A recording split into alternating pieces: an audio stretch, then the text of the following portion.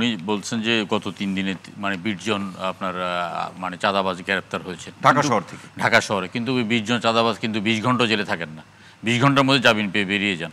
কারণ তাদেরকে এমনভাবে মামলা দেওয়া হয় তারা যেন জামিন পেয়ে বেরিয়ে আসতে পারে, আবার চাঁদাবাজি করতে পারে, আবার যেমন পুলিশকে ভাগ দিতে পারে। ওই মামলাটা ওইভাবে সাজাচ্ছে, বুঝছেন না, এটা বাস্তবিক কথা।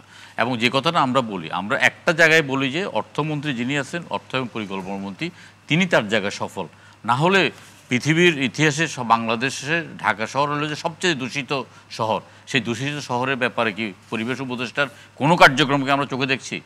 হর্নের জ্বালায় আমরা বাসা থাকতে পারছি না, সেখানেই কোনো ইয়ে করতে পারছি? এই যে সিম কদিন আগে আমার মোবাইলটা হ্যাক করে নিয়ে চাঁদা মানে বিকাশের টাকাটা দাবি করছে।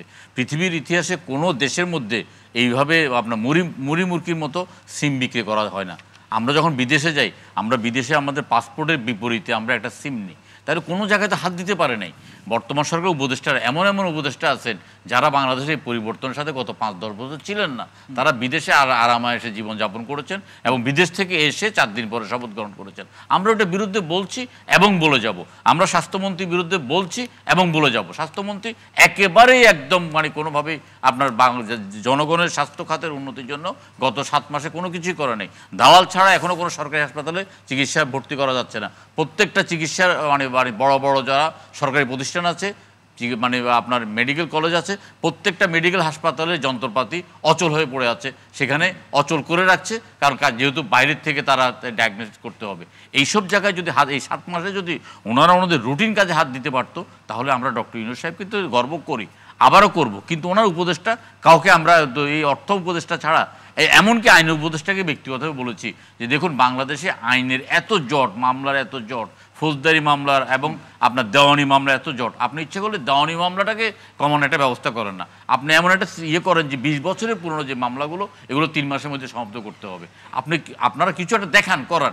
আপনার ঢাকা শহরে যানজটের শহর, প্রচণ্ড রকমের যানজট নিরসনের জন্য আপনি জোর বেজোর গাড়ি সংখ্যা করেন। আপনি ঢাকা ইস্টার্ন বাইপাসটাকে আপনি খুব দ্রুততাতে অল্প সময়ের মধ্যে কেটে করা সম্ভব? অসম্ভবের কিছু নাই। সাইদাবাদ বাস স্ট্যান্ডটা আপনার ঢাকার বাইরে নেওয়ার জন্য সম্পূর্ণ প্রস্তুত। ১ মাস আপনি দিবানিশি কাজ করে এটা শেষ করেন না। আপনি সাইদাবাদ বাস স্ট্যান্ডটাকে সরিয়ে নিয়ে যান না, আপনি মহাখালী বাস স্ট্যান্ডটাকে সরিয়ে দেন না, মানুষকে একটু স্বস্তি দেন না। মানুষকে স্বস্তি দেওয়ার ব্যাপারে ওনাদের কোনো রকমেরই আপনার কারো কোনো নজর নাই। ওনাদের নজর একটা জায়গায়, একটা কিংস পার্টি গঠন করতে হবে, একটা কিংস পার্টির মাধ্যমে ক্ষমতা দীর্ঘায়িত করতে হবে এবং ক্ষমতার আপনার স্বাদ ওনারা পেয়ে গেছেন, এই স্বাদ থাকতে হবে। আমরা বারবার বলছি, ভাবিয়া করিও কাজ, করিয়া ভাবিও না। কিন্তু সালেম তো বললো তাদের দল কিংস পার্টি না। না, তাদের দল 100% কিংস পার্টি।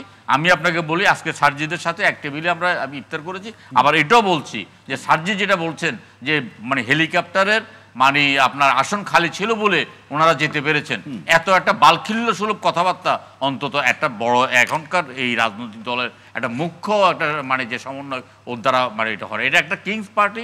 ডক্টর আসিফও বলেছেন যে আরো ৫-১০ বছর পর্যন্ত ক্ষমতা থাকতে হবে।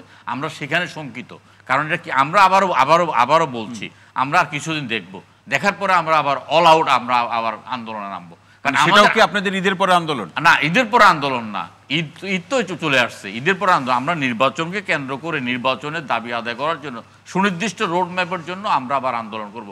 কারণ আমরা ১৫ বছর এই জনগণের ভোটের জন্য আমরা আন্দোলন করেছি, এটা নিরপেক্ষ সরকার অধীনে। আমরা ডক্টর ইউনূস সাহেবের এই সরকারকে আমরা নিরপেক্ষ মানতে আর রাজি নই।